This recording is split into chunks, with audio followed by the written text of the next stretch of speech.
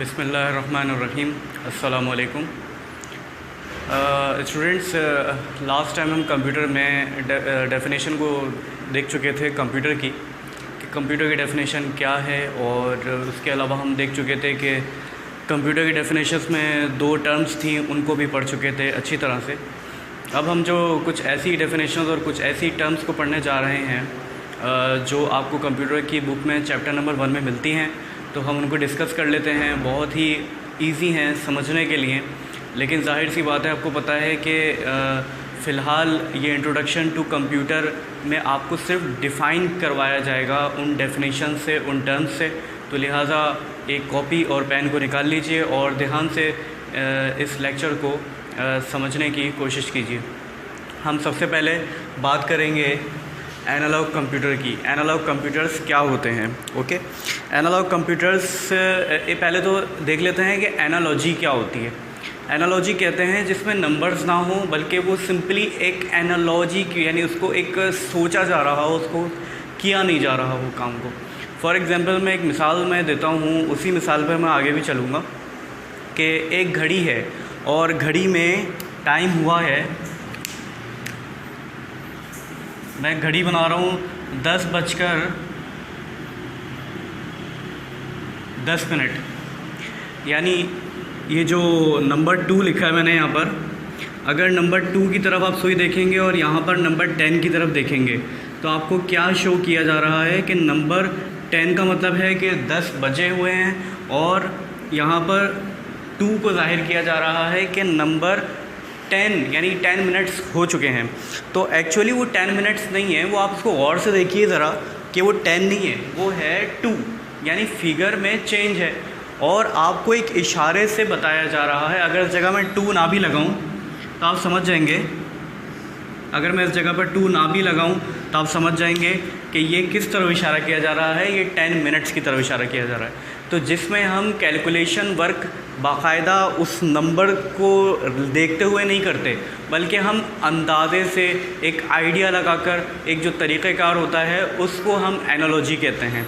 इसी तरह से जो डिजिटल होता है, डिजिटल क्या होता है? कोई भी काम डिजिटल उस वक्त होता है जब उसमें नंबर्स की मौजूदगी होती है। फॉर एग्ज़ाम्पल नंबर्स कौन कौन से हो सकते हैं? 0 और 1। 0 और 1 बाइनरी डिजिट्स कहलाते हैं। 0 का मतलब ऑफ़ होता है, 1 का मतलब ऑन होता है। आपको पता होगा बाइनरी लैंग्वेज में, जिसको बाई का मतलब 2 होता है, और बाइनरी लैंग्वेज यानी ऐसी लैंग्वेज जिसके अंदर खाली दो डिजिट्स को यूज़ किया जा रहा हो, इसको हम मशीन लैंग्वेज भी कह सकते हैं। ह्यूमन लैंग्वेज जो इंग्लिश लैंग्वेज है, उसको कंप्यूटर आसानी से समझ नहीं सकता, लेकिन कंप्यूटर किस लैंग्वेज को समझ सकता है? वो है डिजिटल लैंग्वेज, या फिर 0 और 1 की लैंग्वेज, या फिर बाइनरी लैंग्वेज, या फिर उसको आप मशीन लैंग्वेज का नाम भी दे सकते हैं। इसी तरह हमें क्या एक और बात समझ आ रही है कि डिजिटल जो काम है वो दुनिया में बहुत ज़्यादा पावरफुल हो चुका है। हर काम को हम डिजिटल की तरफ लेकर जा रहे हैं, और इस कोरोना वायरस की सिचुएशन में भी बहुत से काम डिजिटल की तरफ जा रहे हैं। हर काम को हम डिजिटल की तरफ लेकर जा रहे हैं। तो यूँ समझ लीजिए कि हमारे आसपास और हर वक्त हमारा जो काम है, या चाहे वो फिज़िकली हो, चाहे वो कुछ समझने के लिए हो, चाहे वो लेक्चर्स की सूरत में हो, यानी हर सूरत में जो हमारा काम हो रहा है वो डिजिटली हो रहा है। यानी कि हम मशीनों के गिर्द घिरे हुए हैं, और ऐसी मशीन जैसे फॉर एग्जांपल मोबाइल्स। तो मोबाइल फ़ोन आपको पता है कि अगर आप लोग कंप्यूटर के सामने बैठे हैं, मोबाइल फ़ोन के सामने बैठे हुए हैं, तो आपको ये बात पता होनी चाहिए कि डिजिटल कंप्यूटर ही की वजह से आप इस फैसिलिटी को देख सक रहे हैं, या इस फैसिलिटी से फ़ायदा उठा रहे हैं। ठीक है, तो हम इसकी डेफिनेशन को देख लेते हैं। कहता है कि analogue computer are those computer that work with the natural phenomena and physical values and are used for special purpose। तो कह रहे हैं कि एनालॉग कंप्यूटर जो कि वर्क करता है नेचुरल फिनोमेना पे। नेचुरल फिनोमेना वही फिनोमेना की बात कर रहा हूँ मैं, कि आपको कोई चीज़ दी जा रही है, उसके गिर्द आपको सुइयाँ दी गई हैं, या उसके आपको मशीनरी दी गई है, लेकिन आप उसको मैकेनिकली देख रहे हैं, फ़िज़िकली देख रहे हैं, उसके ज़रिए फ़िज़िकली आप काम कर रहे हैं, या उसकी मेजरमेंट कर रहे हैं, कैलकुलेशन कर रहे हैं। कैलकुलेशन तो कर रहे हैं, लेकिन वो नंबर की सूरत में ना हो, बल्कि वो फ़िज़िकली किसी चीज़ की मदद से हो रही हो। जैसे मैंने एक मिसाल दी है आप लोगों को घड़ी की। घड़ी सबसे अच्छी मिसाल है कि इस घड़ी को हम एनालॉग घड़ी कह सकते हैं, यानी एनालॉग क्लॉक कह सकते हैं। ठीक है, ये एनालॉग घड़ी है, यानी एनालॉजी के ज़रिए काम करती है। और एक जो आज आप देख रहे हैं वो डिजिटल जो घड़ियाँ जो आ रही हैं, उसमें नंबर्स बाकायदा ऐसे लिखे होते हैं, जैसे जो मसाजिद में भी लगी होती है घड़ी। फॉर एग्ज़ाम्पल उसमें आपने देखा होगा कि इस तरह का कुछ एड बना होता है और उसी के ज़रिए उसमें काम किया जा रहा होता है। तो ये जो आप देख रहे हैं ये डिजिटल घड़ियों की निशानी है। तो डिजिटल जो है वो इसको कहते हैं, एनालॉग इसको कहते हैं। फिलहाल हम दोबारा करते हैं। Analogue computers are those that work with natural phenomena, जो कि नेचुरल फिनोमेना के ज़रिए काम करता है, यानी कुदरती, और उसके लिए किसी आपको डिजिट्स की ज़रूरत नहीं पड़ती। And values and physical values and are use for a specific purpose. Physical values का मतलब क्या है कि फ़िज़िकल क्वांटिटीज़ आप कुछ ले सकते हैं। फॉर एग्ज़ाम्पल आप किसी फ़िज़िकल चीज़ की मदद से उसको इंडिकेट कर सकें या उसकी इंडिकेशंस दे सकें, तो फ़िज़िकल वैल्यू कोई भी हो सकती है। ये आप ये जो सुई देख रहे हैं एक फ़िज़िकल वैल्यू है। इस फ़िज़िकल वैल्यू को आपने एनालॉजी की मदद में आपने यूज़ किया है। And are use for specific purpose, यानी वो किसी ख़ास एक पर्पस के तहत यूज़ किया जाता है। उसके लिए हमें ज़्यादा यानी उसके लिए ये नहीं है कि हम उसी चीज़ के ज़रिए कोई और काम भी कर सकें। हम उस स्पेसिफिक पर्पस के लिए जो चीज़ एनालॉग कंप्यूटर जो बनाएंगे या जो भी चीज़ बनाएंगे उसको दूसरे पर्पस के लिए यूज़ नहीं किया जा सकता है। अगली डेफिनेशन है डिजिटल कंप्यूटर। जैसा कि आपको मैं बता चुका हूँ, डिजिटल कंप्यूटर का मतलब है जिसमें डिजिट्स यूज़ हो रहे हों। बहुत ईजी है। Digital computers are those computer that work on the value of digits. क्या आपने पढ़ा कि डिजिटल कंप्यूटर वो कंप्यूटर्स होते हैं जो डिजिट्स पर काम करते हैं। डिजिट्स पर काम करने का मतलब ये है कि हमारी लैंग्वेज को, यानी हमारे टास्क को, हमारी लैंग्वेज को या हमारे इंस्ट्रक्शंस को कंप्यूटर आसानी से समझ नहीं सकता, इसलिए उसके अंदर इंटरप्रेटर होता है जो कि ट्रांसलेट करता है, हमारी लैंग्वेज को कन्वर्ट कर देता है।